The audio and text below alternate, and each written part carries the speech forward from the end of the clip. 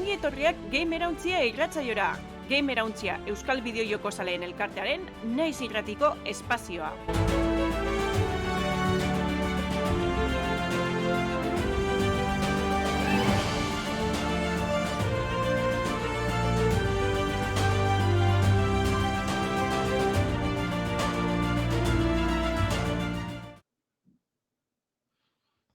Arratsaldeon eta ongi etorri naiz irratean eta naiz irratearen eskutik egiten dugun Gamerauntzia irratsaiora. Bideojokoen munduko gaurkotasuna, albisteak, analisiak aurkeztuko ditugu bertan. Eta badakizuen bezala, bi astetik behin, ostegunero, 6:00 Twitchen izango ga zuzenean bideo eta hotzez, eta gero hurrengo asteartean, 7:00 FM bitartez, zuzenean izango gaituzue, diferidoan izango gaituzue irrati bidez. Orduan, bitan ikusteko aukera daukazue, eta gero berriz, web bitartez, podcast bezala, jaiztia daukazue, ikustia daukazue gure saioa. Bideojokoen munduan jasotako albiste interesgarriei buruz hitz egingo dugu. Gaurkoan albiste potolo batekin izango gara, eta beste gauzatxo batzuk komentatuko ditugu, eta baita analisi bat ere egongo da izteko. Egun, esan duten bezala, egun oso mugituak bizi izan ditugu, 2022 hasi besterik ez da egin, eta ja Microsoft izeneko enpresa betiko Windowsen sortzaile izan den enpresa hori, asko aldatzen joan da azkenengo urteetan, eta egin daben azkenengo erosketak bideojokoen merkatua guztiz apurtu dau. Bai, Activision Blizzard baita erraldoia bereganatu dabe, eta horrek suposatzen dabenari buruz hitz egingo dugu gaurkoan. Analisientzako tartean, The Game Kitchen garatzaile Sevillarrak sortutako Metroidvania estiloko abentura bati buruz ibiliko ga, hain zuzen ere, Blasphemous. Eta, beste barik, aurkeztuko ditute nire betiko kolaboratzaileak, horrelako jendeakin ezin da gaizkin, ez? Así que, neue Damian naiz, eta nirekin dare Maitane, Aritz eta Lander. Haupa, atxaldeon. Arratsaldeon. Esan behar da betiko bezala, hemen kamaren eta, hemen atzian, guztian atzian, gari dagola, errealizazio lanak egiten. Ondo pentsatzen baldin bajatzue, jake gai eta eduki asko dagoen hasiko albistiekin. Horrera. Bideojokoen gaurkotasuna birpasatuko dugu gure albistetan. Bai.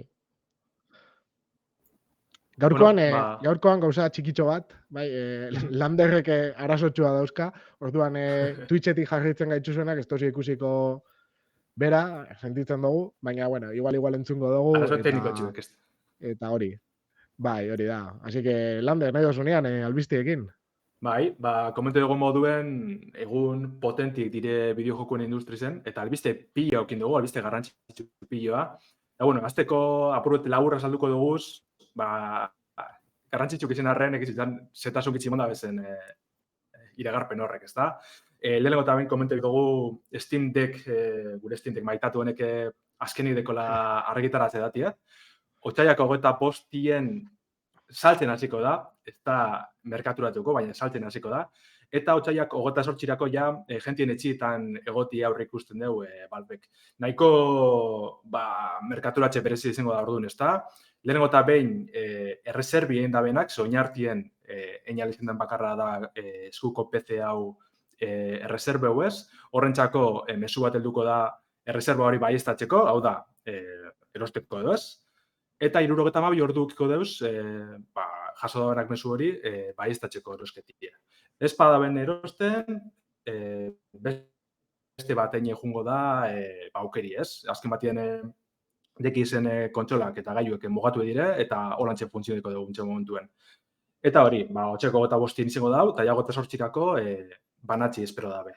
8:25 bertan bebai, prentsa aldetik, edabin aldetik, embargo altzeko da, eta ja lehenengo analizisek eta kritikak hasiko gara ikusten kontsolinak. Kontsolinak, PC-nak, edo guri dugu moduen hemen izendatzi nahiko arrara izaten da. Eta, bueno, horregaz batera, bai, Steam OS sistema eragileen bertsio barrez ikusiko dugu, Steam Big Picture dala agintientzako interfazie eraberritu ikusko dugu, oineko ez dakigu PC-era kolduko badan hau egun berrien edo. Bueno, danok espero gendun ja albiztie da, otsaila amaiererako gozeri da garritze orduen ez da izen inolako sorpresi edo sustekoa, baina, berton da bia, hilabete falte da, osake, listo. Momentu garrantzitsua, ez? Barkatu, momentu garrantzitsua, ez? Hori, ja jendiak ikutzen da benean eta iritziak ikusten ditugunen, pentsatzen dut hau komentatuko dugula gaur bai, baina eta ez, egongo esate, ez dakit hau esareten erekin, baina azkenian prentsak esaten dozkuna oso ona da. Baina ikusi beharko dugu, erabiltzaileak zela sentitzen da ben.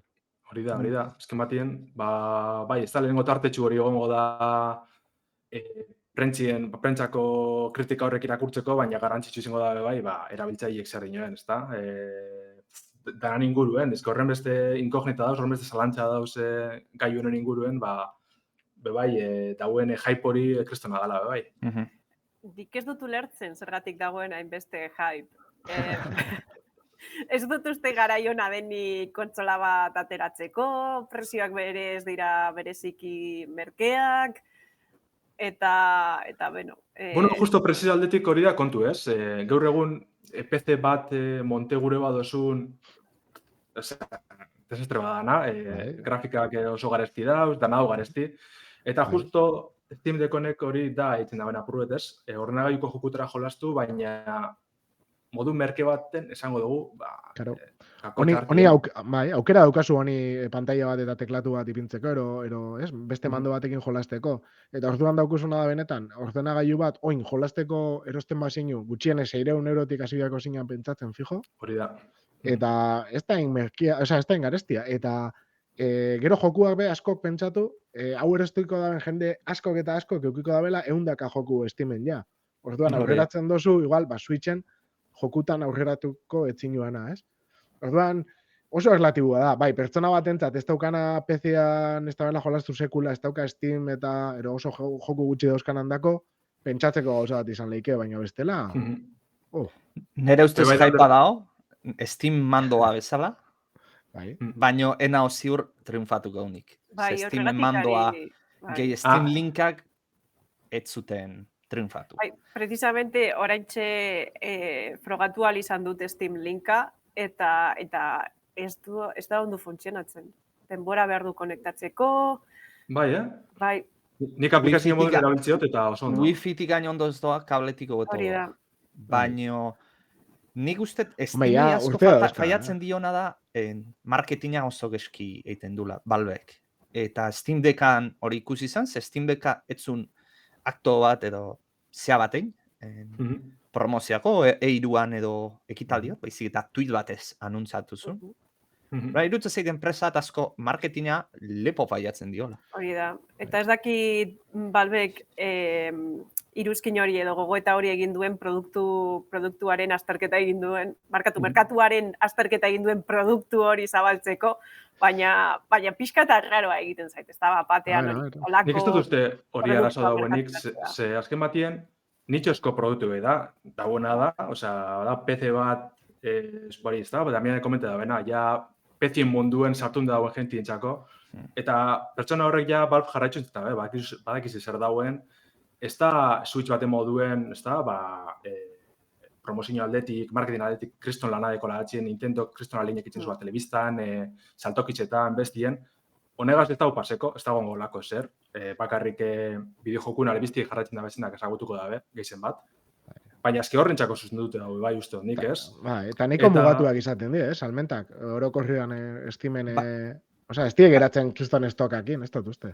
Baina konpentsatzeizu garapen gastu guzti hori egitea konsola baten disein, konsola, PC-a da, baina, azken finean, garapen guzti horren kontzea gero konsola nitxo bate izaltzeko.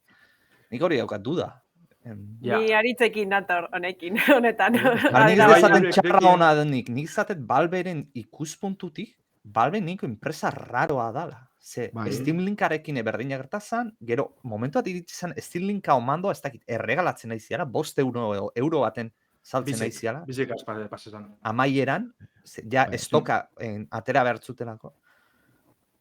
Bueno, Ez que, bi arazoki bezan, Steam kontrolerragaz, hor patentien arazo bat egon zen, eta orduen ja ezin bien gizau fabrike berez, eta, bueno, eta Steam linkegaz pasatzen nahi izan, hori, ez da, azken batien gaur egun existitzen da aplikazio moduen, mugikortarako, Smart TV-zetan eta bestitan, orduen ez paneukin zentzurik, ez, gaiu ebera. Claro, oin 6 urte dauzka gaiuak, oin dala 6 urte igual mobilak ez zeuka mundu guztiak olako mobil bat. Steam linka azaltzeko igual zer dan apurruet, ez? Da streaming bidez beste gailu batera, zure ordenadortik jokue exekutatu egiten duzu, eta igual telebistara bilaltzeko irudize, da gintiek, eta dana, ez? Hortarako balizo dugu. Eta, ezken nik, ize egunero erabiltzetela ez Steam linken, ditzakozta porrota izen, zentsu horretan, ez? Ez dut erabiltzen gailu ebera, aplikazioa erabiltzeot, eta oso ondo doal, ez? Nik kabletik erabili izan eban, da bera, gailua, eta oso ondo. Baina, karo, hori, da garai bat mobilak oso kutriak zirenak.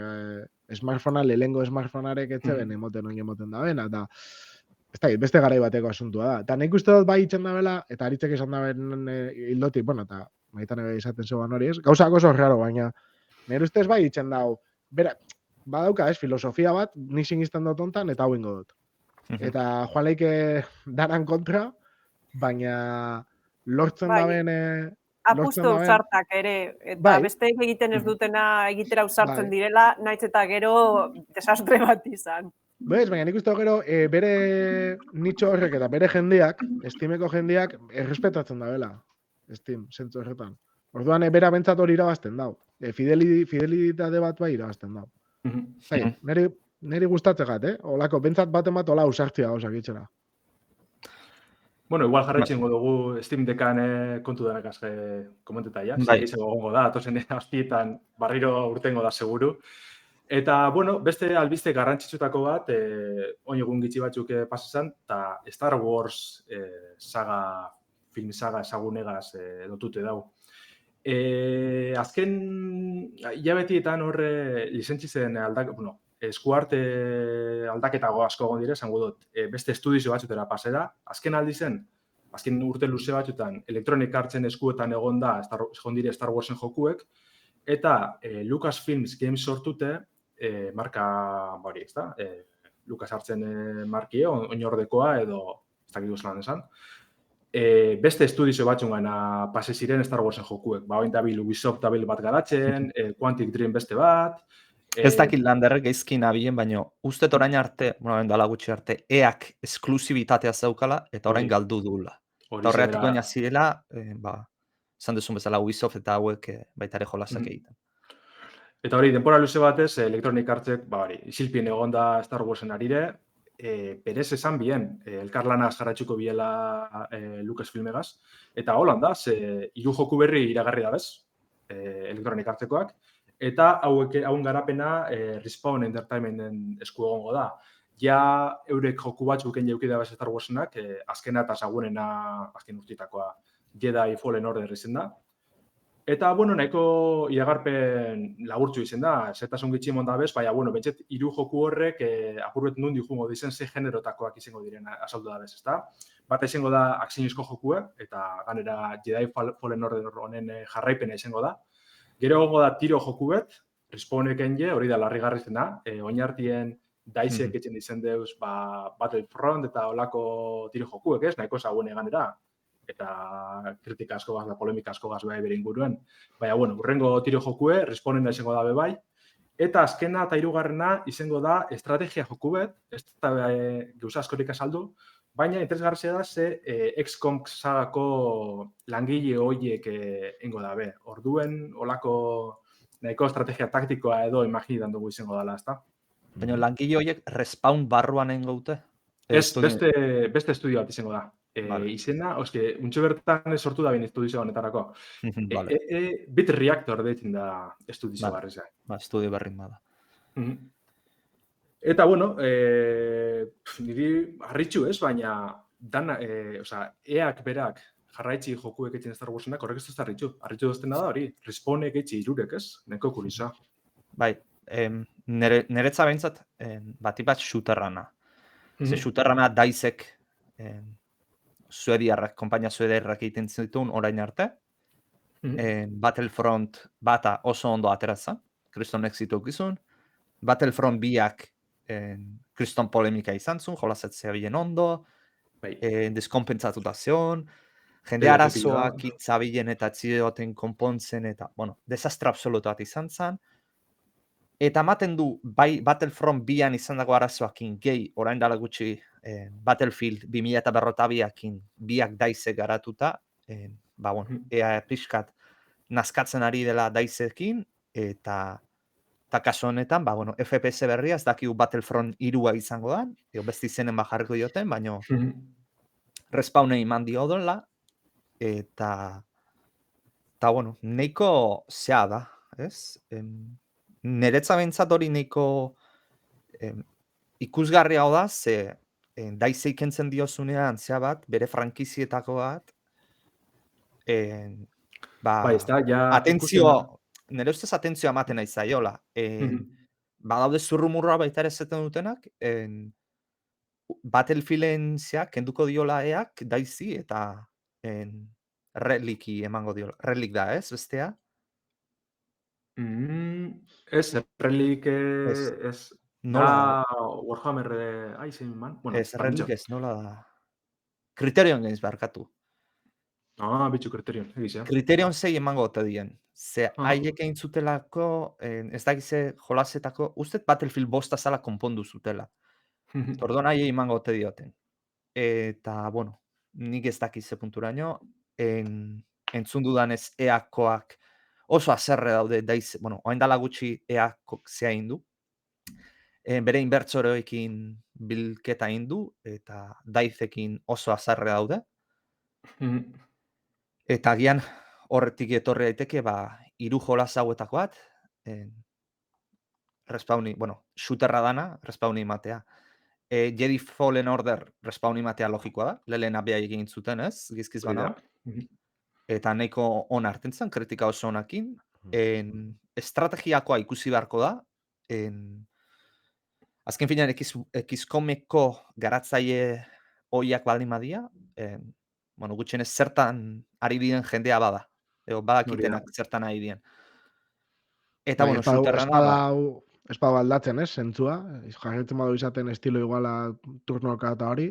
Jolasela esaleko bieneina, XCOM hartun, berez, zer dan, rebeldien roi hori, eta listo, Star Warsen kitiotu. Eta kriston ezitu ekiko zeban. Bai. Eta hori pertsonaia, o boss finala jartzitu zuzeak, Jediak, horrelako, Boba Fett, horrelako super ezagun horietakoak, eta... Eta estenarixoak eta lagatzen dago mordo bat egiten, bai. Oso, emoten da hoia oso errezingo da bela baina. Bale, azkenengo albiste laburra jarratxiko dugu, Crisis 4 iragarri dabe, Crytekek, azikera baten filtrein zan, hor Crytek txainak niko iragarpen baten. Eta, bueno, gero segiduen erakutsi bien barriro, Crisis 4 hau, baina, bueno, zetasun gitxigaz, ez da behemon, ez argitaratxe plataformarik, ez datarik, ez orduen.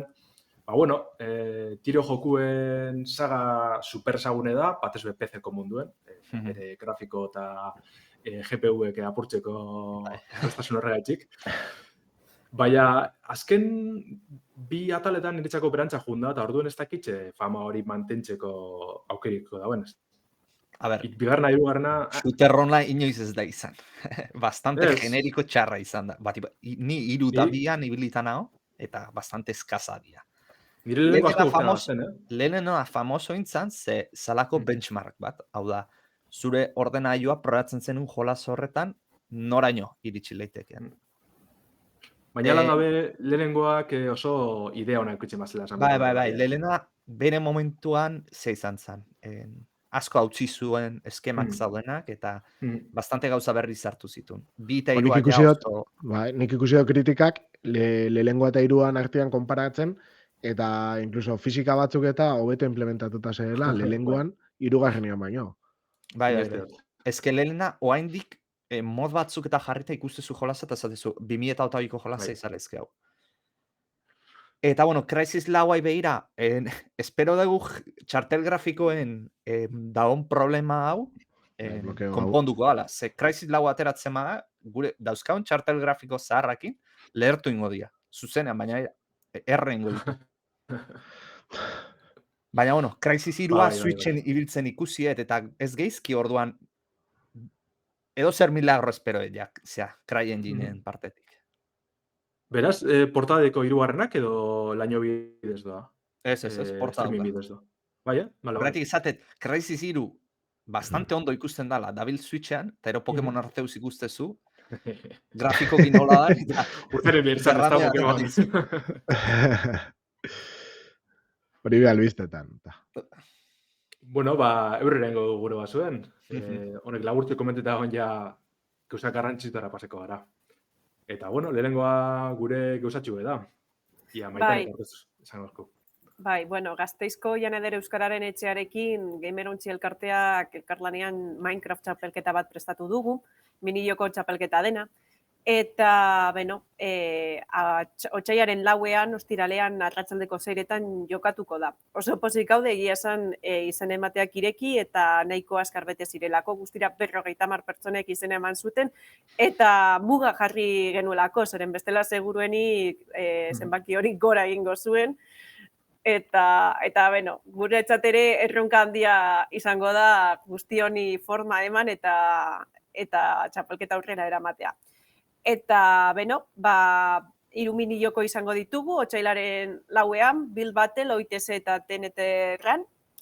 Eta izan bezala izen ematea itxi dugu, eta gure helburu nagusia da, gazteen artean, eta kasu honetan bereziki Gasteizko gazteak animatu ondoren, Euskara zeritzea gure aizialdian eta bideojokoen bitartez. Twitch kanal honetatik jarraitu ahal izango da, Gamerountzia erabiltzailearena. Eta bitartean, gure Minecraft zerbitzaria irekita dago, beraz, izena eman gure webgunean, pasa zaitezte eta hasi eraikitzen zuen etxea, ezta? Osea, esan duzu, otsailaren 4ean, 6etan, gure Twitch kanaletik jarretu lehikela, ezta? Gamerountzia Twitchetik. Twitch.tv, Gamerountzia. Hori izango gara, zuzenean, eta pare bat ordu egongo gara, zeren 50 pertsonarentzat txapelketa antolatu dugunez, luzatuko garela segurenik, zalantzarik gabe. Bai, gainera 2 txandatan zatitu behar izan ditugu, 50 pertsona, ze bestela logistikoki o teknikoki zaila zen zerbitzarian 50 pertsona batera ibiltzea. Tordon egingo dugu 6etan lehenengo txanda sartuko da, suposatzen da 7 inguruako amaituta oteaz, txanda horrena, eta 7etan 2. txanda sartzea. Txanda bakoitzetik 3 honenak hartuko dira, eta gero 8 inguruan final bat jokatuko da, eta irabazle bat geratuko da. Eta igual Maitane, zuk jakingo zu hobetota, azken finean txapelketa da, eta sari bat, kasu honetan 2 sari hongo dira. Zezan dezakezu horregatik? Lehenengo finalista, irabazle gorenarentzako 100 euroko diru txartel bat izango da opari, nahi duten online dendan erabiltzeko, eta bigarrenak 50 eurokoa. Beraz, sari potoloa da, minijokoetan oberenak eramango du. Eta aipatuko dut, izena eman dutenentzat, jakitea laster harremanetan jarriko garela beraiekin, eta informazio guzti hau helaraziko diegula, bideo eta dokumentu baten bidez. Vale. Edarto, hor dago. Apuntatu ezin da apuntatu, baina otsaila 4ean gonbidatzen zaituztegu ikustera gutxienez. Kuriosidadea baldin badukazu edo ezagutzen baldin baduzue, bietara interesgarria ikusiko da, ze maila dagoen ikustea, ez? Bai, gaztetxo asko izena eman dutelako, eta Minecraft jadanik urte asko dituen bideojokoa da, baina argi geratu da, oraindik jokatzen dela, ez da? Aritze jakingo da, ze da, joku instalatuena, erosiena, erabiliena, ze da? Ez da jolasik salduena da, uste Tetrisa olakon badala. Bai, baina hortxe dabil, ez, jolasten. Baina oso goian dago. Ez da benak ezagutzen Minecraft 2022an. begiratu beharko leuke. Eskuntzarako behazko erabiltzen da, eta gauza desberdinetarako. A ber, 200 milioi kopia saldu iztu. Esan jolas gutxi iristen dia... Eta lata guztiz ere, erabiltzaile asko ditu launcher ez ofizialak erabiltzen dituztenak. Ez premiuna, ez? Ba, begira, Tetris esan dut, baina Tetris hartu etelako saga osoa. Baina jolas individualak hartzen bazute, Minecraft da munduko historiako saldu. Bueno, hori, ez padozu ezagutzen, hau interesgarri da pixkatik ertzea. Horixe da, eurrengo dugu. Gazteiztik Bilbora paseko gara, TLR Games Studioak, bertako estudio bilbotar txikizek, lan berri eta aurkeztu dugu. Idea ditutako puzzle da esplorazio joku da, eta PC-erako prestetan dabiz. Nahiko joku kurioso da egiz esan, nolako goiko ikuspegitzik, ikuspegi zenital batetik benetako irudizek erabilitze, bombilla bat eusten doa, eta guk horreri oztopoak kendu edo sabatu inberko dakoz, eurrera hitzeko, ez? Geuzi da apurruet norbere ideiak ez munduan zabalti, hori da helburu edo. Eta orduen kontuek bebai partekatzi eta beste jokalari batzukaz elkarrera egiti, ez? Adibidez, oztopo horrek ezin badugu zen ezabatu, ze pantalla bakotxien bi oztopo ezabatzeko aukeri egongo da, idei bertan geratuko da. Baina igual beste jokalari batek pantalla horretara heldu ezkero ikusi ingo dugu. Orduen, gure apurdete gartza egiten da, igual bertso bat edo abesti bat jartziko idea moduen, eta, bueno, nahiko idea politxe da, ezta? Berezize eta... Bastante ezberdina da, zehat. Eta, bueno, kontu da, film labur batetik oinartutako joku dela. Oli jutunen, jatanen, ez dakizlan esango da nabizena, baina horren film labur bat idea deitzen dela bebai, hortik tal cual, hori bera da, eta honen lauka berizmeneko irudizek erabiltzen ez jokuek. Eta asmoa da, lasterra argitaratxie. Esan moduen PC-erako presetan dabiz, momentuz Steam-erako dau bakarrik, ez dakitz gero kontsolatan urtengo badan. Imagino deset, klik eitzeko da sagugaz jokatzeko joku emoten dugu, ez dakitze gero zein zingo den asmoa. Eta, bueno, negaz batera, estudizio barrinek, TLR Gamesek, euren lehengo jokue, The Longest Road on Earth, kontsoletan argitaratu dabe. Pasan urtien PC-en eta mugiko horretan egon zen, bai Android eta iOS-en. Eta hori, ontxe PlayStation, Switch eta Xboxera heldu da. Nahiko abentura berezizia daue bai, beste rollo bada guztiz, baina bueno, gizau da hori ez da, pertsonaia batzuen guneroko bizitze ikustie eta lasai disfrutetie, ez da game overrik, ezin zara hil, hau hori, ez da, obra berezitxue, baina nahiko erakargarrize, egiz izan erakarritzen du, bai. Artistikoki bastante ondo dagoin da... Bai, bere estilu asko zaintzen dago, ez? Hori da.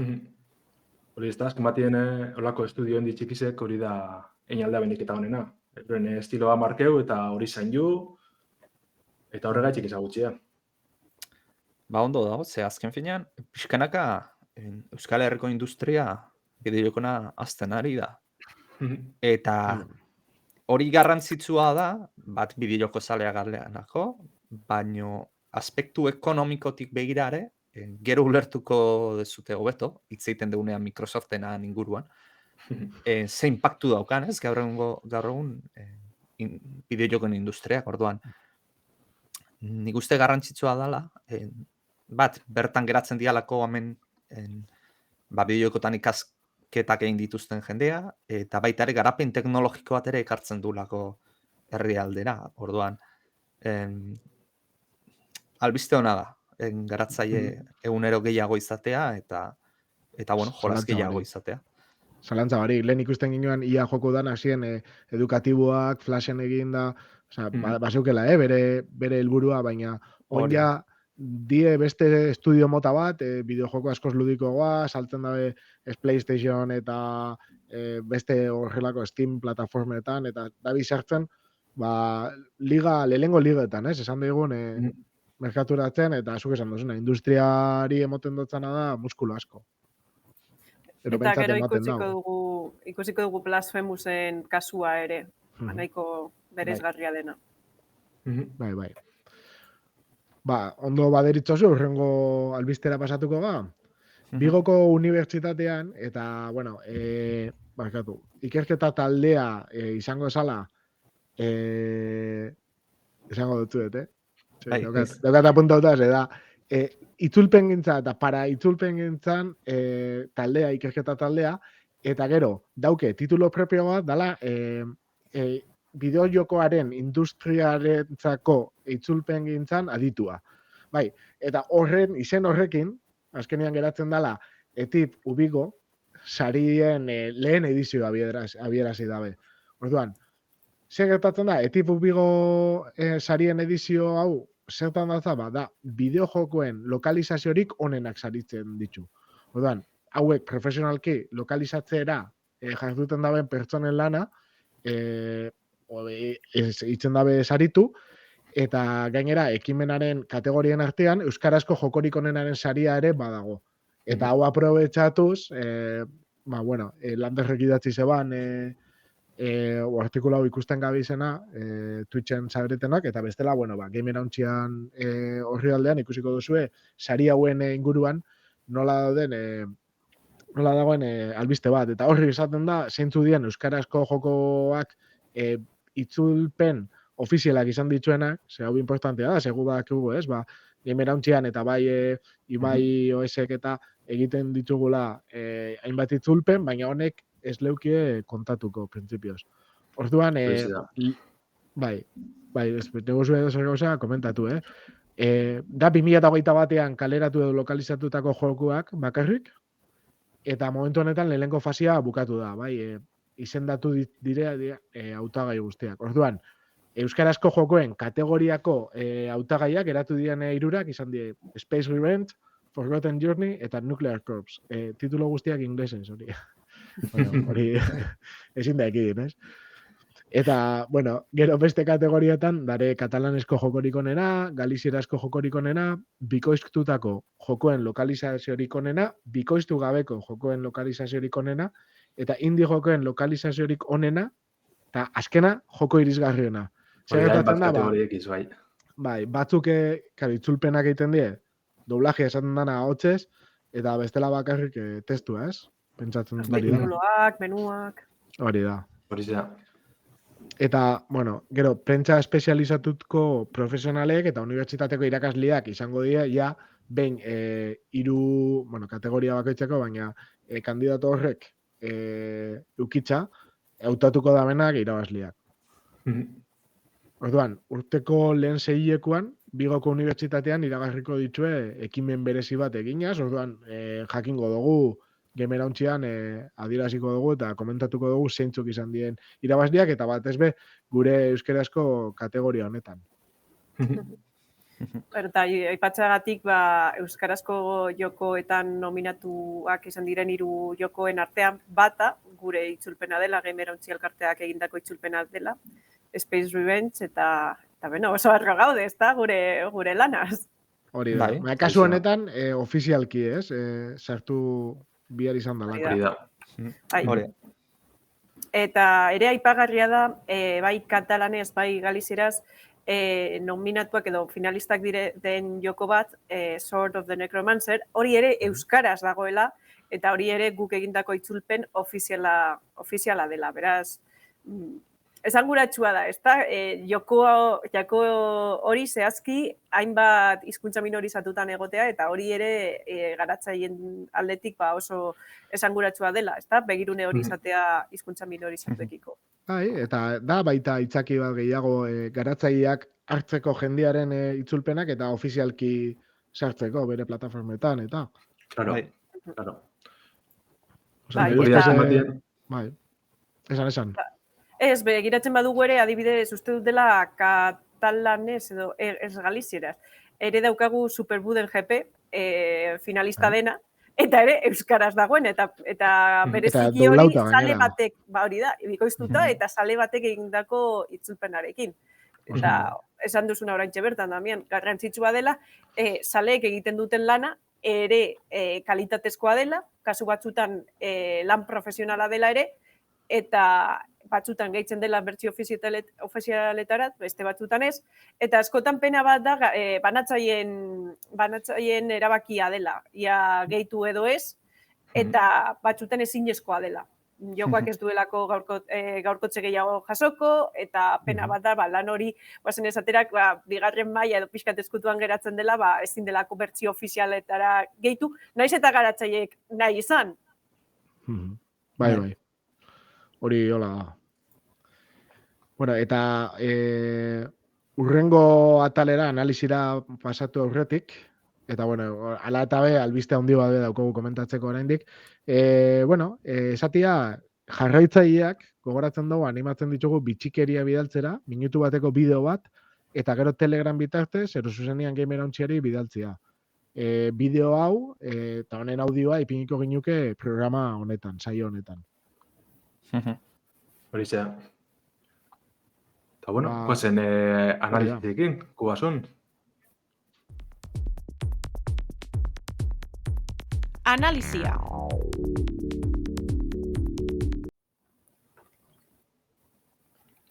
Bale, saio honetako analizize, bideo jokuen txokoan, lehen komente dugu moduen Blasphemousen izango da. Oso bideo joku berezize egitzezan, aspalditik jolastu gure izen ebana, eta jolastu izen ebana bai, baina komenteko dute moduen, apurbete atasketa edo, bueno, bere arazotxu edekoz, baina lan dabe benetan berezize eta merezi da bena bentsete komenteti ez. Blasphemous da 2019 zen estrenen esan joku bet, PC, PlayStation, Xbox eta Switch plataformatan jolastu daiteke. Eta The Game Kitchen Indie Studios Sevillarraren lehen lana da. Hau lortu bien Kickstarter bategaz finantzatzi ez, nahiko arrakasta nahikoa lortute, eta urte parea berandu, izan dugu moduen 2019 zen argitaratu bien, ezta? Da Metroidvania estiloko abentura bat. Hau da, dekogu mapa labirintiko erraldoi bet, eta, bueno, azken batean helburue da eurrera itxi, ez? Askotan bidiek zarratute edo stoporen bat aurkituko dugu, eta horrek gainditzeko mapako beste leku baten, beste abilezi bet edo beste objekturen bat lortu biharko dugu, ezta? Esplorazioa da hartatzen nagusi zena, eta horregaz batera dekuguz bai borrokak eta, bueno, plataformak bai kasu honetan, nahiko gitzitzu hau, Blasphemousen, baina bai garrantzitze dekie. Beste Metroidvania batzukaz, alderatu eskero, hori, esango neke igual borroka dekila garrantzi gehiago, ez? Parrisek deko, parrisek edo kontrarazoak bere esanguri deko, ez da? Oso garrantzitsu da txaiekaz ritmo hori mantentzie, noiz bloki euren erasoak, noiz salto egin da eskibeu edo aldoso moduen, baina lan dabe mugimendu aldetik nahiko satarra dala esan bider da, ez? Moten dugu antxineko joku edala zentsu honetan, ze nahiko mugimendu sorta mugatu edau, joiten dugu, kombo simple batzuk desbloki edeik ez, oso simpliek eiz izan, ez teki bestez edez, eta horretaz aparte, olako mugimendu berezi edauz, baina bakarrik bat aldugu erabili, aukeratu enbiar da menuen eta horregaz zoaz. Orduen, ez dago aukera askorik, baina alan dabe, ez dugu lortzen horizta, horrek zaintzi, hori da, igual niretzako aldana kritikeu edo, beste joku batzetan dikuzu mugimendu piloa, eta alan dabe ikusten zuzorrenak oso zainute dauzela, eta bakotxa izen biherrien momentu baterako edozen momentu eta aldozu erabili eta modu ezberdinetara, da dinamismoa deko zentzu horretan, baina hemen deko zerazo gitxi, eta beti zaiz bardine eitzen, badakizu hori ez da, honen kontrazio eta hau erabili, baina bardintxoz ez tekot beste aukerarik, ez da beste alternatibarik. Eta gogorra eitzen da zentzu horretan, badakit aritz zu jolastu zen dulu, eta mien ebe apurtxu bet, zuek arrazu bardine tope duzu, Bai, pixkat barietate hori falta zaio, ez? Eta dauzkan habilitatea pixat igual gehiago desberdintzea, zeneiko antzekoa gehatzen dira. Oso joko klasikoa dela. Zuk aipatu duzu antzinako jokoak gogoratzen dituela, eta nik uste dut hori dela bilatzen zutela, eta horregatik hain dela mugatua. Baina azkerazo da, gero datoz beste gauza batzuk, zartzen deuz, ikusten da, sakondu gure biela, buruet, aniztasun horretan, baina gelitzen zirela. Ze, dau aukerie, zure abilizizeko betxeko, gauza bereziren bat edo beste erabiltzeko, baina azte zera erabiltzen, edo horrek hobetzen eta bestiek, baina konturatzen zara super aukera egitzi dauzela. Eta gehiago da horrek desblokeitako puntuek lortzie, gero dauen jarraipena baino. Osea, dekozuz bastakitz, bota, 10 abilezi berezi edo, baina, listo. Osa horrek desblokeitako joku osoa bihurko duzu, baina ez dago gehiago eta nahiko simple dire orduen. Horre erdizki garatzen da. Bai, ni ibili nintzen gutxi, baina, karo, gero naiz ibili asko Metroidvaniaetan, nahiko berria naiz manduan kontuakin, eta gustatu jaten, hasierako parte hori, simplea da, baina niri hori ondo etortze jat, momentu honetan. Eta azkenean nik, badakit igual ontxe komentatuko dozuela, baina nire elementu estetiko eta lorearekin zerikusia zeukenekin, bai soinua, itzulpena, bikoizketa eta dana esan flipantia. Esaten dut, ja horrekin, zinean egote bezala. Nik uste hori dala jolasonen bereziena, ez nala ezkena, azken finean.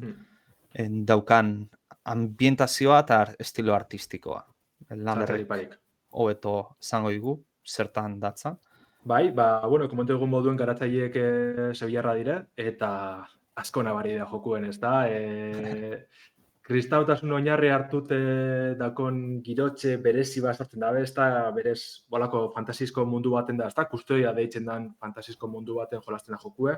Eta da bolako madarikazio erraldoi bet, ez? Monstruak sortzen duzena, edo gentieri, gaixotasunak eta bestelakoak milagora deitzen da bena, ez da?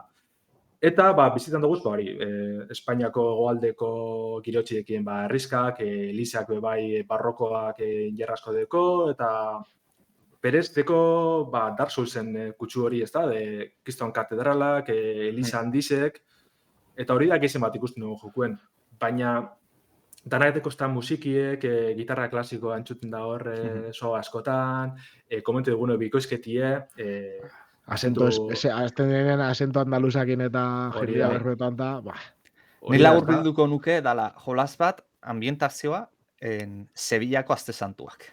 Bai, Holanda. Literalki, Sevillako Aste Santuak. Baina, ondo egin da. Bai, oso ondo egin da, baina. Onera, bai. Onera esatete, baina. Bai. Oso, esan duten bezala, religioso, katolizismoa, baina. Zea hori, beti, ez gauza goraiparria, baizik eta beti penitentzia eta sufrimendua. Kritika estilora izan lehike, ez? Bai. Ez dakit. Bai, bideojoko honek ez ditu estereotipo hutsak erakusten, baizik, eta estereotipo horiek fantasiasko mundu batera eramaten dituzte. Eta esan duzen bezala oso aberatsa da. Erreferentzia pila bat ditu barroko garaiko arteari, ikusten ditugu erreferentziak Zurbaran, Murillo bezalako artistei, ere Velázquez, incluso eskulturari dagokionez Bernini, naiz eta italiarra izan. Eta, Miguel Angelen eta pietatea ere aurkitzen dugu. Eta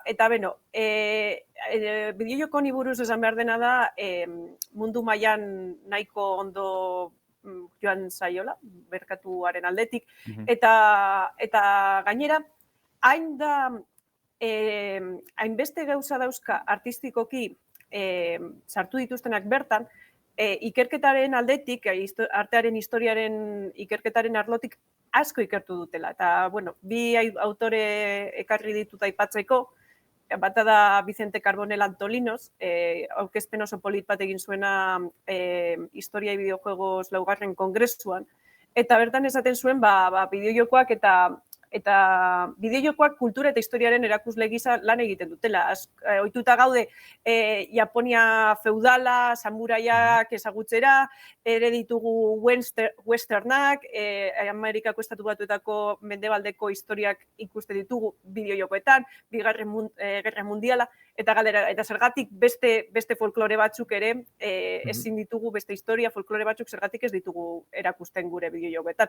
Gu Euskal Herrian ez gara western bat, egin dezakegu western bat, badakigu ikonografia daukan, baina askoz aberatsagoa izango da kasu honetan Sevillako estudionek egin duena. Beraiek ezagutzen dutena eta beraien kulturaren parte den zerbait bideojokoetara eramatea. Originalagoa, bai.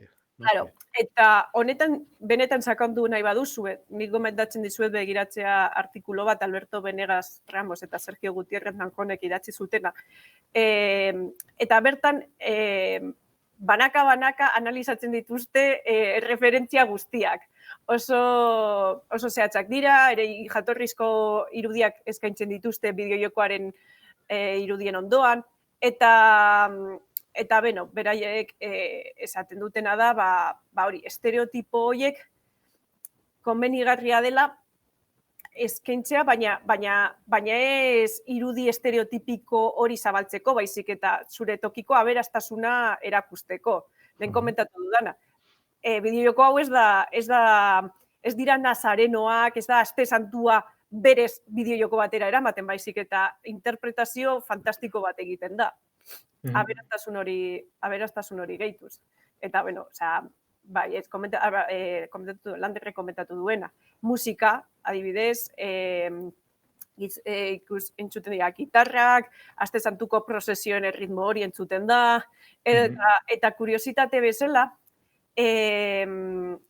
hitzetan, pertsonaien hitzetan ere erreferentziak daude. Eta adibidez, badago pertsonai bat, dela olako emakume bat, eta honek Lola Floresen hitzak esaten ditu bideojokoan. Eta hori oso kuriosa da, eta esan bezala, guzti hori ikusteko, kontatu behar dizute. Ez dut uste inor gai izango dela banaka eta gaitasun eta ezagutza batekin ez badituzu analizatzen edo ez badizute garatzaileek esaten gauza asko ez dituzu errapatuko, baina oso joko aberatsa da hau.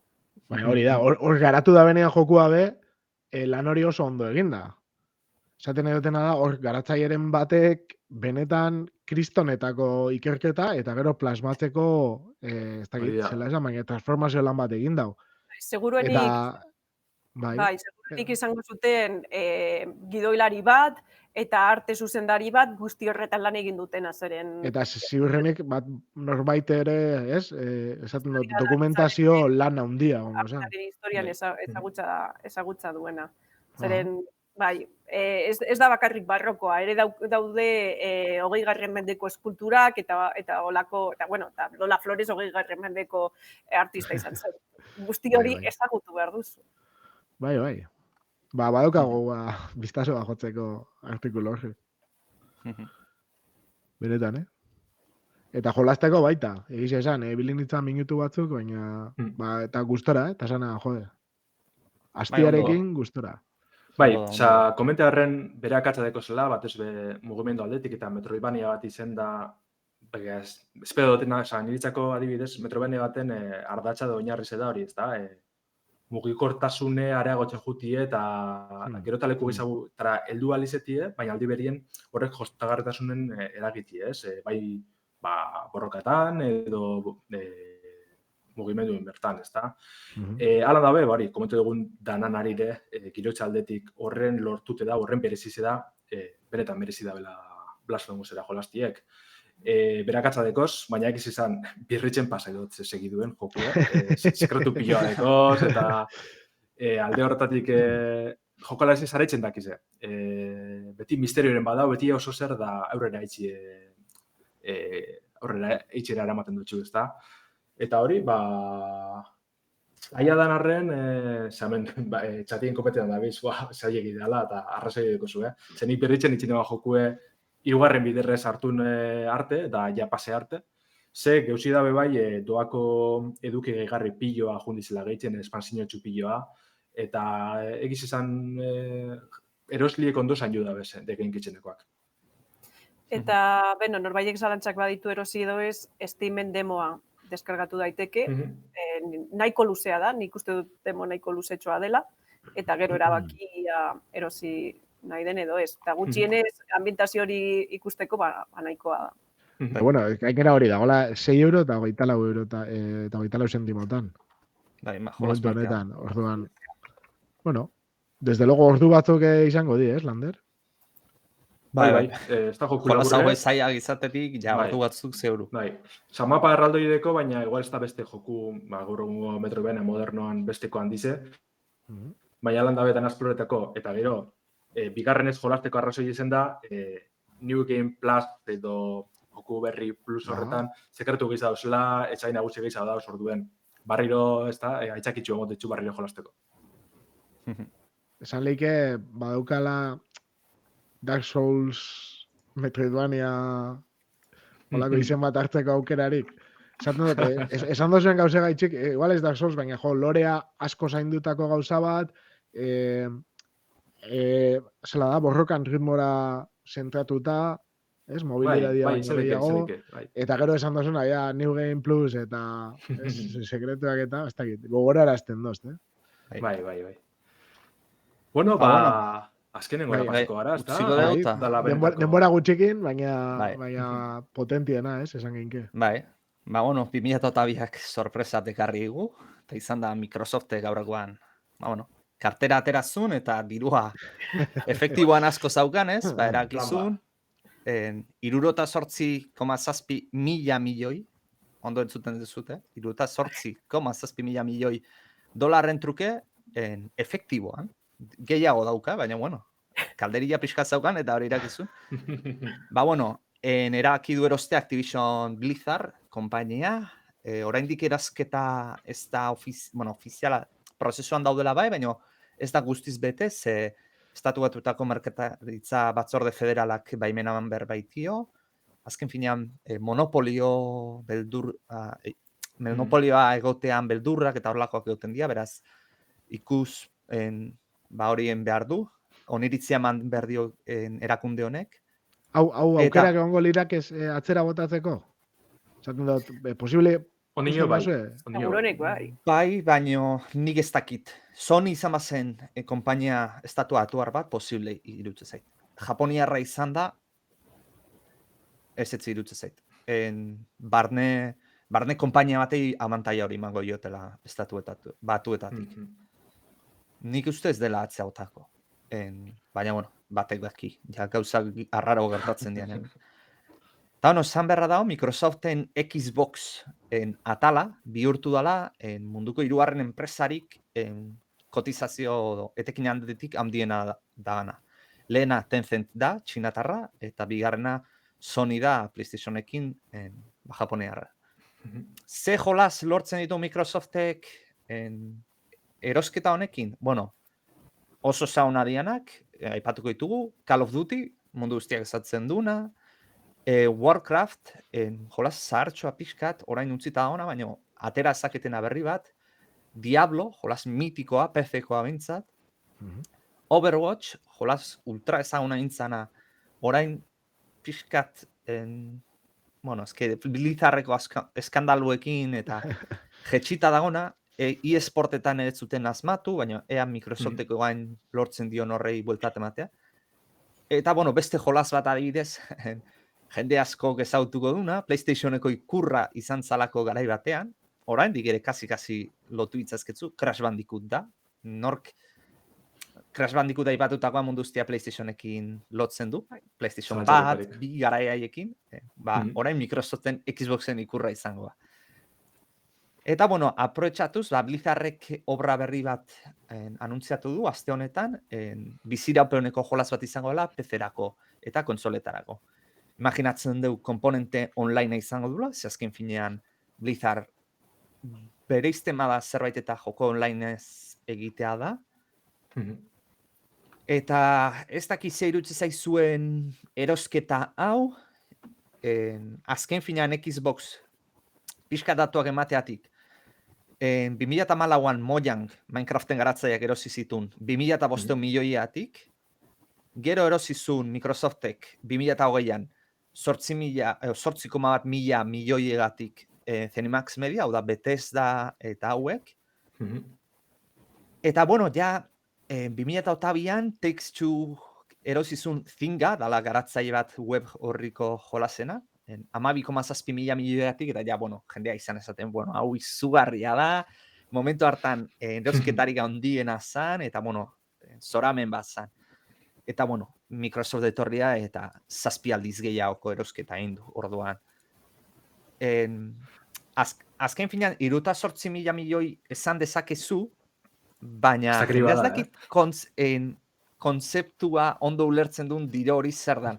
Eta pixat, kokatzeko jendea esango dizuet.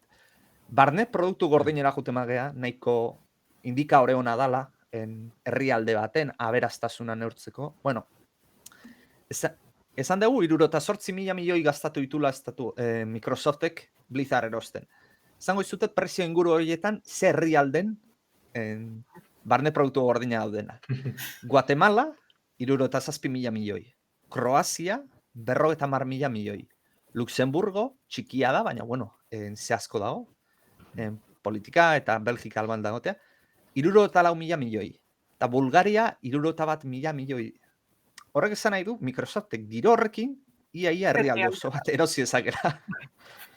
Eta ez dira herrialdeak duarren munduko herrialdeak ez. Zenbait. Igual Guatemala pixkat Ego Amerika izateati bigarren mundukoa esan daiteke, baina besteak lehen munduko herrialdea dira. Hortaz. Eta Amerika oso pobre da, bai. Baina nik uste dut horrek erakusten dabela, bideojokoen industriaren garrantzia mundu mailan, ez batez ere. Horretik izan deu leno, Euskal Herrian garrantzitsua dela, bertan langileak gehatzeatik, garapen teknologiko handi bat ekartzen dulako, informatikaren aldetik, eta artearen ere bai, baina ekonomikoki ezin dugu alde batera gutzi. Azken finean, milaka milioiko industria batena gara, egia esan arteko guztiak, zinema, musika guztia juntatuta baino gehiago sortzen du bideojokoen industriak, hortaz. Kuriosoa da, Eusko Jaurlaritzaren txostenen arabera, Euskal Autonomia Erkidegoan bideojokoen industria kulturalen artean txikiena delako. Eta aurretik moda, itzulpen gintza, uste dut arkitektura, holakoak daudela. Orduan, bai. Esaten duenean, zaindu beharreko industria dela, zenbakieko errela dirazten dutelako. Bai. Nik uste dut, honekin ondo baderitzozua agurtuko dugu, eta gero jarraituko dugu, hau gari gero abekentzut dozun, baina ondo pentsatzen baldin bajatzu, agurrarengo dugu, eta gero jarraitzen dugu komentatzen, hau.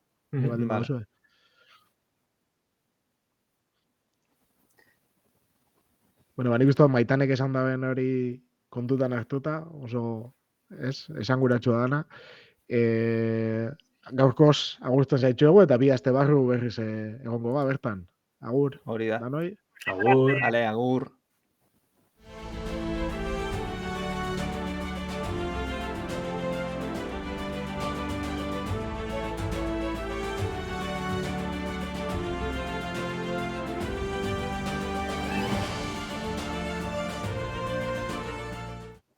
Vale. Ez ga joan, Joan, irratirako moztu ergenun, gai honek oso luze jo lezake. Hori da.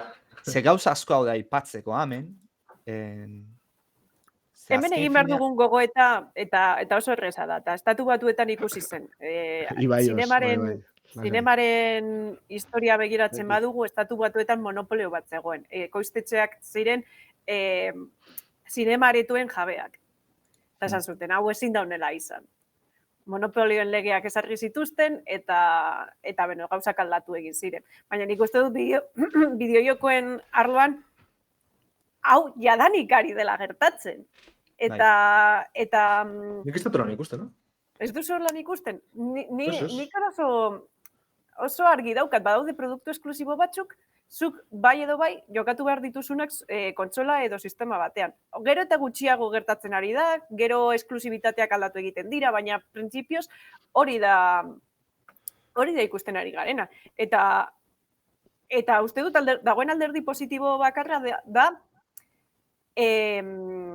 adibidez orain Microsoftek erauzketa hau egin duenen, esan du, lasai, bideojoko hauek jarraituko direlako merkaturatzen beste kontsoletan. Eta hori iruditzen zait oso logikoa. Horrek kasua bakarrik esan dute, Call of Dutyren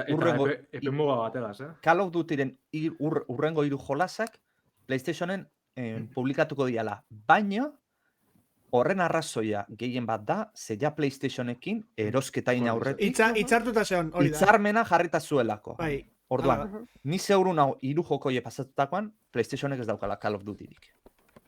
Igual Call of Duty bai, baina batez be Call of Duty gero saltzen dabelako bere edukize gaitxik, aparte jokun barrun dausenak. Orduen, nik uste intentako ula Microsofte trasbasea itea jendeana. Call of Dutyko zaleanak PlayStationetik Xboxera pasatzea. Bueno, originalmente Call of Duty Xboxen sekan pre-release, oza, lehenua asesinan gauzetara jolasten, eta pare bat hilabetera edo hilabetera PlayStationea. Nik uste horrelako zabete egingo dutela, aldera. Bai. Vale. Tranqui. Hori exageratu ingo dute urrengo 3 jolasetan, eta nere ustez 3 hoie pasatutakoan esklusiboa izango Call of Duty. Hori merkatuaren aldetik ez dauka zentzurik dirua galduko dutelako, baldin eta PlayStation desagertzen ez bada. Bueno, dirua galdu, ez? Lortzen maute 3 urte hauetan, Call of Dutyko zalea PlayStationetik Xboxera mugitzea, ez dute dirurik galtzen. Hori da. Horrengo bakoska, lortzen madute hori esklusiboa bihurtuko dute. Bestela, mantenduko dute orain bezala. Nik ez dakit, nik imaginatzen dut Microsoften txat PlayStation existitzea arazo bat dela. Baina... Nik ez dut arazo bezala ikusten. Arazoa esan nahi dudana da, bi aukera bat dituzu, biak baloratuko dituzula, baina aukera bakarra baldin baduzu, bakarra... Eta hori da monopolioa, kontsola bakar bat existitzen bada. Ja, baina ez da kontsola bakar bat existitzen. Aukera gehiago dauz. Hori da, aukera gehiago. Eta ia, gaur egun, Microsoftek enpresa erraldoi pilloa erosi duz, bari, moian esango, Bethesda da Zenimax, untxe Activision Blizzard, bai alan dabe, gaur egun beste enpresa pilloa dauz, handizek eta txikizek bideojokuen munduen dauzenak. Monopolioera joeri dauela moten, igual bai, eta kontu soki bergo. Baina monopolioa baino gehiago. Nik monopolio baino gehiago, nik ingo nuke konparaketa kotxe markakin gertatu zena. Azkenean kotxe markak hasi ziren elkarrekin elkartzen bezala, produkzio zeagatikan, kentzeko, ez? Merkio bateatzeko behien produkzioak etorri, eta marka pila bat elkartu ziren. Adibidez, daukazu Mercedes dala Mercedes BMW 6XE, daukazu Fiat dala Ferrari 6XE, nik uste, oain dikan hori dela gertatzen. Kasotan daukazu Volkswagen, Skoda, Audi, eta beste Seat berdinaria kotxeak. Auten kasuan desberdina da, automarka bakoitza balore kultural batzuei lotuta dagoelako, baina bideojokoetan hori ez dut argi ikusten. Bideojokoetan azkenean produktu bakoitza delako ezaugarri batzuk edo besteak dituenak. Adibidez, orain Microsoftek ere erosi egin du, bueno, ez dakit erosi izan den erosketa honetan edo aurretik zeukan. Candy Crushen marka. Oain txe, King. Eta hori adibidez, oso produktu konkretu batzuetara zuzentzen dituzte beraien jokoak. Ez dauka zer ikusirik Call of Duty eta Candy Crush. Baina jabe berdinarenak izango dira. Etorri da, ze justu oain dala urte gutxi batzuk, Blizzardrek erosizulako Candy Crushena King da, ez? Bai, enpresa, King erosizun. Orduan Microsoft editorrizako paketean. Microsoften nire ustez, Candy Crush igual interesatu izaioki, baina hor esklusibitaterik da ez du egingo. Hori mugiko horretan ateatzen zuta, ze agabo. Baina Minecraft adibidez ez da ere ez dauka esklusibitaterik. Minecraft plataforma guztietan dago, esan dute, ez dutela hori bai, inundik enduko. Azken fina, Microsoftatik asko hitzaiten da, baina Tencent berdina oendik okerrago egiten nahi da. Tencent dana ididea erosten. Literalki dana dauka. Zaparra beste egitzen. Diena berea da. Unreal Engine osua beriaek. Hori da. Hortaz, Tencent atik ez da inbeste hitzaiten, baina... Bai, askok ez dakigu ze enpresa dauzen euren eskuetan. Azken batien, Tencent aparte moduen da, horren konglomerago handize da, horren erraldoi da, askotan ez dakigule enpresa bat, bera dauela enpresa baten atxien, ez? Eta, kontrolaten da horren beste, untxe Pokemonen mundu sartu dire bai, ez? Nintendo gaz batera, The Pokemon Company gaz batera, Pokemon Unite garatu da eurek, bai, moba hori. Ala tabe, kontutan euki hola bizi gala beti, Zaten dut, Adibidez, Procter & Gamble eta Nestle eta honedanak dauken produktu guztiak, ez da konstiente ban, bueno, ez da horra joango ba, igual. Ados. Eta gero Microsoft be, hoi momentu honetan, ez da defenditzen ez kontra ditzen, ez dakit. Baina momentu honetan be, monopolioan hauzi hori martxan egon dabe, esango, osea, seguro, komeni jakola esatia, ez tokenduko plataforma guztietan. Baina nik alderatingo nuke, oendala 25 urte baina monopolio gehiago daukago gutxiago? Nik esango nuke diferente. Nintendo eta Sega zian. Hori bai. Eta se acabó. Ez zion besterik. Hombre, baina eske merkatua be asko txikixagoa zan, Ja, baina zeri buruz gaitu horretan bai, kontsolan monopolizoa edo garatzaileena bertan zema dauzen garatzailean enpresa handizen barruen, ez? Bai. Adibidez, Nintendorek txat garai horietan bazeuden estudioak lanean, esen Nintendo garatzaile bakarra. Bere produktuen garatzaile bakarra. Zenbat kontsumitzaile dare oin eta zenbat kontsumitzaile zeren orduan? Bueno, hori inkomparable da, baina... bueno, alan dabe beste... Segi. Uste zute Sony mugimendurik egingo gula? Beste goza batera mugituko naz. Sonic uste zute, bueno, azken amaitzeko, uste zute Sonic mugimenduren bat ingo dula? Bai, inberdik. Honi aurkeiteko? Bai. Estudion bat erosi? Inberdi, gehien bat, esateko, nire hemen nago, bestela, etxik izaten nahi dian. Baina eske zein erosi ezake? Takes Two. Tencent. Esteko moten. Tencent Sony bera erosiko. Oixe, Sony eta dana. Ia, PlayStation bilda azken aldi zen, estudizo txiki pilo arosten, baina hori txikitzuek, eta batez be, euren proiektutan laguntzeko izango ditzenak. Ba horre Nixes, hor PC poko portak etxeko, Fire Sprite izen zala erretzete virtualeko jokuen adituek. Horako gustatu da biletzen Sony azken aldi zen, ez tekin azer ikusirik Xboxekin da benagaz. Beste maila baten dabiz. Erosketa honei Sonic aurrein beharko alioke, 3 estudio daudela erosilitzakenak. Da bat, esan deguna, zea, Take-Two, bestea da Ubisoft, eta beste da Electronic Arts. 3 horiek okurritzen zaizkit. Zenat, Activision Blizzard baten pixu berdina daukaten, bueno, berdina antzeko daukatena. Ezke beste iketzait okurritzen. Baina, ez dut uste Sonic hori bilurre dekonik untzen momentuen, ez? Nik uste ez du laingo, egin dezake baino ez du laingo. Hori da. Ez du biher, bera, kiston hilarra dekontxe momentuen Sonic, PlayStationek inoz baino gizau.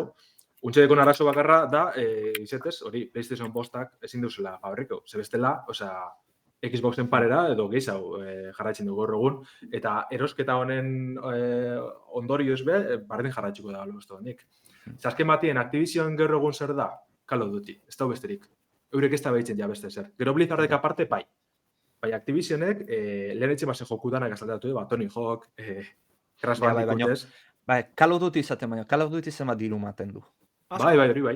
Ojo, Eguneko 5 milioi euro fakturatzeik, Warzonek. Eguneko. Warzonek, jolas batek. Ez jolasa, Warzonek. Bai, olako zerba izan, 5 milioi euro, olako bada, bai, barbaridad bat. Bueno, 5 milioi dolar, olako bada, barbaridad bat. Zenbat diru. Horreatik. Eta, karo, nik uste movimendu honekin baizu nun afiantzatzen den batiba Microsoft kontsolan baina gehiago PC-en. Ze PC-en, Game Passakin gehi Activision Blizzard ultra PC-eroa da. Zena, Call of Duty kenduta, Diablo PC-eroa. Bueno, Blizzard, Activision ez. Bueno, bai, Diablo esan deuna PC-eroa. Warcraft PC-eroa, Overwatch PC-eroa, Starcraft ultra PC-eroa. Orduan, World of Warcraft ez dugu za, baina horrek dirua sortzen du. Nik Warcraft ja berez barruen sartzeot. Warcraften sartazu. Bueno, bai. PC-en, Microsoft asko ardia la zeiten. Eta, igual ez da Irlander honea nahi zen unjun leno, Microsoften erosketa baina gehiago behiratu Blizzarren salketatik. Blizzarren barroan zegoen mierda guztia horrekin. Horregatik, hori juna zadaten bai. Nik hor bai garbi daukatela, erosketa ultra positiboa dela. Ze Microsoft ez diogu permitituko egin dian gauzak replikatzen. Bai, da nik uste dut langile korogorrien posi dauzela. Bueno, komenteko aporretzerra dan, ez da? Ze igual asko ez da jakingo. Activision Blizzarden barruen arrasa eta genero diskriminazio eta sexu jasarpen salak eta pioa gondire kriston kakao urten da, azkenengo jabetietan. baina, txarto pasetakoa. Beste enpresa askotan bemongo dala ziurrenik, baina gaur Bai, egun baina dakigune... Estatu Batuetako kongresua sartu da tartu. Hori da. Zanet, ez dala... Da Floridako Bai, enpresaten bai, gertatzen dena, ez, ja Kalifornia, kongresua ez, sartu da. Kaliforniako estatuak hasi zan, eta bai. Gero federala pasa zan.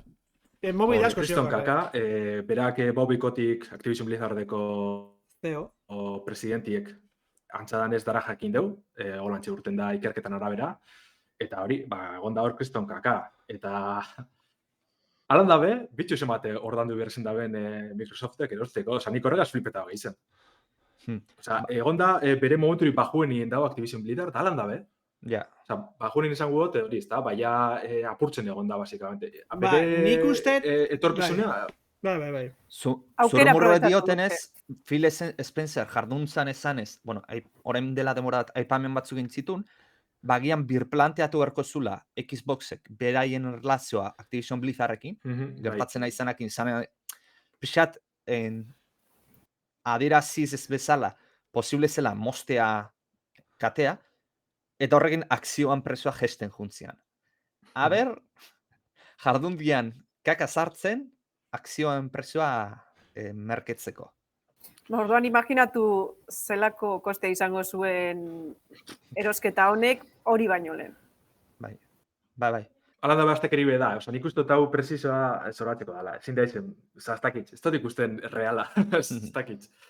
Eta ero, Bobby Kotickena ez zan, ez? Azken finean, kalera jungo dala, arraroa ez. Argi da, bai. Arraroan urrengo izan litzake postuan segituko alu, esan duten ez jarraituko du salmentak guztiz amaitzen den arte, hau da guztiz gauzatzen den arte, baina orduan... Hau aldala luzetu, 2023ko... 2023an gauzatzek, bai, salmenta. Prozesua, bai. Baina orduan erreza ez da izango, bueno, lasteritxin, jutea bat jun berbadu, lasei jun dadila, Momentu zaben. Arazoa da, Bobby Koticken despidoa 300 milioi euro kostatzen da. 282.000 milioi dolar. Gehi aparte akzioak, bai. Gehi akzioak, gehi aurreko urteetan irabazitun bere buruai jarretako bonus eta plusak. Gehi bera dauzkan akzioakin, ustet Activision Blizzard ustea 600 milioi euro inguruan irabazitzakela. Bai, gehitxua, bai. Orduan, pasadat, zoratzekoa. Tipoa bai juningoa, baino nola jungoa. Ez dakik gero epaiketata da jungoan, kartzela jungoan, merezi bai. Baino, desde luego... Bai, okerrena, hori, problema enpresa barroko mierda guztian zitxekian da hori dana, baina aparte ere, beste Heistein edo beste... bortxaketako beste sinetako horren papeletan ere agertu ban. Bai, zean. Eta, bai, Jeffrey Epstein. Hor mobi da asko ekiko errexik horrekin, bai, Osan, azkenian tipua bastante fiera emateik. Zabatekoa. Bai. Bueno, gutxenez, nik uste Activision Blizzardeko zaleantzat albiste. Oso ona. Komilartean ona dala, ze gutxenez, Microsoftek orden pixka jarriko ulako enpresan. Overwatch free to play jarriko be. Jendea jana erretzen azita zeon gauzakin. Eta esaten dute baitare Call of Duty 3 hauek, ja fermatuta dobelako, baina 3 horiek amaitzen dianean, hasikote dian Call of Duty orain urtero bat ateratzen da, 2 urtetik bat ateratzen. Horrela denbora haute garatzaileak eta... Hombre, mejora ingo ziok, zoten horretin aztelan Kopia pega izatea lagatzen diote. Baina, itxezeben be bai, 3 enpresa diferentek, ez? Call of Duty. Bai, Treyarch, Raven Software eta Infinity Ward. Bueno, baina, urtero batek gehi gero beste batzuk laguntzen. Activision dana gaur egun bideratute dago, bai. Benetan ez zala urtero bat. Zala... 3 urtetik behin, enpresa batek eta zesan bat. Bueno, hori bai. Bueno, bai, baina urtero zabezion kod bat. Eta gaur egun 3 urte jolas bat garatzeko demora gutxi da. Bai. Tamaino untako. AAA bat egiteko 3 urte, imposiblea da. Bai, o kopia pegaitek eta lautxorra aldatu eta makillatu pixkat, o ez errez. Bai, kamarada, danak, kodean lanean zaude. Danak. Oie Warzoneen uste daudela. Bai, hori da. Esklusioki Warzonera. Toys for Bob, bai, Toys for Bob zan Crash Bandicootek eitzen bazenak. Eta hori pase bien kodera, oza. Hori da. Ez dago zerik. Eta besti esan Tony Hawkena igual, ez da nago garatzen estudizabaz. Tony Hawk garatzen bienak, bai, Call of Duty seketin dauz untxeko momentuen, oza, ja, sin más. Bai. Bai, barbaridade bat. Nik pentsatu nahi dut, berez, Blizzardeko jende mitikoa, ja ez da Blizzarden, horiek ja aspaldi utzi zuten, eta hori bai igartzea ala bere produktutan. Osea, Blizzard izan zanean, Blizzard zanean, en plan, enpresa tezula, ostia, joku hau Blizzardena da, hau dazkazu, StarCraft bat eta bila, dazkazu Diablo bila, Diablo 2a. World of Warcraft atera zanean. Dakazu World of Warcraft atera zanean, Warcraft 2a, garai hori da, Blizzarden esango nukena, pick elo, no? Mintiko, osea, tope. Dago ja, Activisionek erosizun, da ja, hasizian ja zerriketan esango dugu, eta ja, Blizzard marka bea, ja, estek, zea bat. Bai, ja, prestigio hori galdu. Hori, irabazita eta ondo irabazitako prestigio guztia, botazien, harrika. Eta hori, diru nahi kerillagatik, no, bueno, txekin, diru sobran iritzaituan. Ze World of Warcraft gogoratu suskrizio bidez dala, hilabetian 12 euro dia, ustet, patzen dala. Bai, horrekin zeuken dirua bizitzeko nahi zabena egiten. Hori, eta Hearthstone, hala atezizkien, eta produktuak atezizkien, eta denbora ematezizkioten probatzeko. Adibidez, Hearthstoneen gogoratzen naiz, dokumental baten ikusten Hearthstone preparatzen naiziala, garatzaileak eskatu zuela, emaiazut denbora gehiago, ze nahi dut hau findu. Eta 8 hilabete gehiago eman zioten fintzeko, eta berez ja produktu ateatzeko zeon, eta ja ondo zela, baina nahi zuen findu, azkenengo, maketa zilloiek aldatu, irudin bat, eta eman intzion denbora. Zena, garai hortatik honea asko aldatu dela, orduan. Overwatch izan zen jolaz bat, oso ondo atea zena. Bai, eta erabakilagatik nintziena de txikitu. Bai. Gauzak ondo.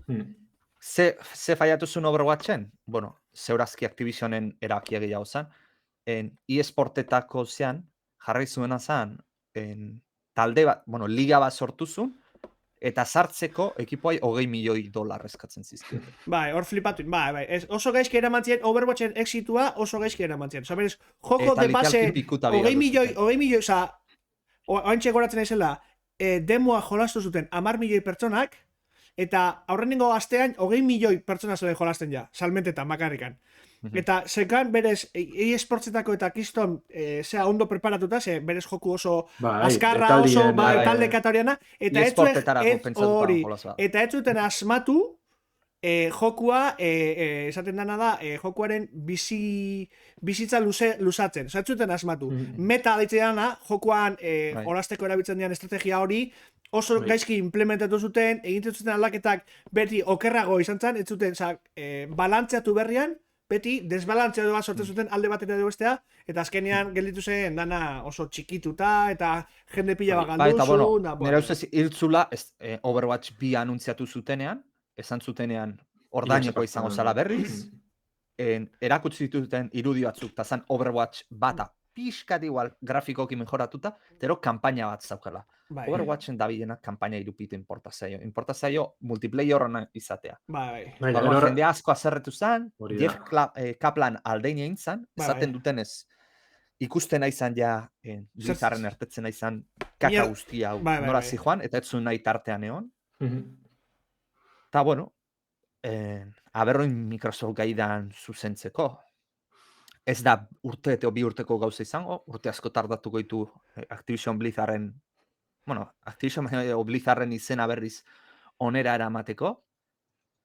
Eta, hemen Lander eta Damian Steam Deckan emisarioak dian bezala, nik Game Passana naizen bezala, Game Passa daukezuten ontzat hau dela hostia da, ze jolaz guztia hauet debalde etorreko ja Game Passera. Orduan, Diablo 2 remasterran adibidez. Ni Diablo bago. Game Passeako. Bai. Baina, seguro Call of Duty segurazki sartuko dute, Game Passean segitu amendik gutxira, eta ella zen da. Overwatch seguru nago jarriko dutela. Bethesda gaztarte bien, sartu narte Game Passien euro jokuek. Ja. Ez que nere ustez Lander baizen da arazoa, Game Passetik dauden artxibo formatu raro horta bihurtu berdituztela. Jo, ia aldatzen da, hori izan bien. Hori aldatu barra daugaten, ja. Jo, ez lago desastrean, bera programie. Hori nitzako Game Passeko txarrena, aplikazioa bera, Eta bueno... Bueno, ni esan dezu, bi izate Stream Deckekoa, Aritz Game Passekoa, bale, nik esan berket orduan, World of Warcrafteko esan ezela, ez? Emisari joa, porque urte batzutan nita bere garaian Hoshgel, Aritz, goretzea? Nereko harriako beste bat horrekin. Game erautzitako, oide, mitikotako bat. Jo, ez genitun guk gau pasak iten, eta horrengo gunean lanea zuzeniak juten, WoWra jolasten. Osea... Bueno, eta gainera World of Warcraft jarraitzen du eguneraketak egiten. Bai. Bueno, ya atera begiri hori, ez da? Bai. Zegen ja esaten du jolasa noizkoa da, eta Blizzard Activisionek ez du berririk ezer erakusten. Ez, hori da, ez. Baina hori, aintzinako edukiak gaurkora ekartzen, oraindik dauka jendean gantzatuta. Bueno, dago jende asko jolasten. Daukanakin, World of Warcraft bia aspaldi garatzen. Dago jendea jolasten etxana jaio, irten zanean jokua. Hori da. Oain, atazuten, endela urte pare bat, World of Warcraft Classic, deitzen dana, izan zela originala, eta oain The Burning Crusade gehitu dute. Ez bali manu. Eta uste, The Lynch inkea pasako dute, dala irugarrengo espansio famatuena, izan zela iru horiek izan zela bombazuak, eta uste hor utziko dutela Classic. Sekio datorria Cataclysm eta hori dana, eta hori gain beraz izan. Ni justu hor harrapatu zin, ni Lynch inkenen bukaena sartu nintzen, eta Cataclysmek harrapatu zidan. Eta go Pandarien, eta World of Draenor, bueno, horako... Baina ja, ni ja, esan da paso ja, gehiagi, zantzan, si berdina da, este original. World of Warcraft heroina da, osea... Bai, ez ibili. League of Legends bezala da, osea, ez ibili. Inoiz nahi zibili, ez? Baina, ez que ez da bukatzen, Inoiz ez da bukatzen. Eta joku bezala oso osa da, hartzen jolasten eta orduak pasatzen zaizkizu, eta etza enteratzen, da en plan, si lau ordu nitxa, baina oso, ez da inmersiboa ditza, baizik eta harrapatu iteizu, ez da historioa dan, edo 30.000 aldiz jabani berdinak... Bastaltzea aztu zait. Da, cookie clickerren moduen, ez da? Engantzatze, etxe gisa, baina engantza bitei. Ezin da behiratu zenbat ordu, ez? Sartu dituzun. Boa, ez ezin ez behiratu, baina bai, asko, Naitxa ezin da behiratu. Ez, asko, baina ez demora oso gutxian asko, Bueno, hori da Warcraft. Bizia, bai, ja, gara jortzan guan, en plan de, venga, eskolatik etorri, etxea eta Warcraft. Dona drogadikto. Aritz galdu deu. Bueno, bagian momentu ona. Bai, momentu ona. Zuzenekoa baitzeko. Bai. Bueno, Aritzen partez Gabon, pasa. Hoi da. Hori da, eskerrik asko jarraitzi erren, da... Hori da. Egongo gara. Eskerrik asko bukara araño gonzaten nahi, bai. Hori da. Bueno, ba. Gerarte, aio.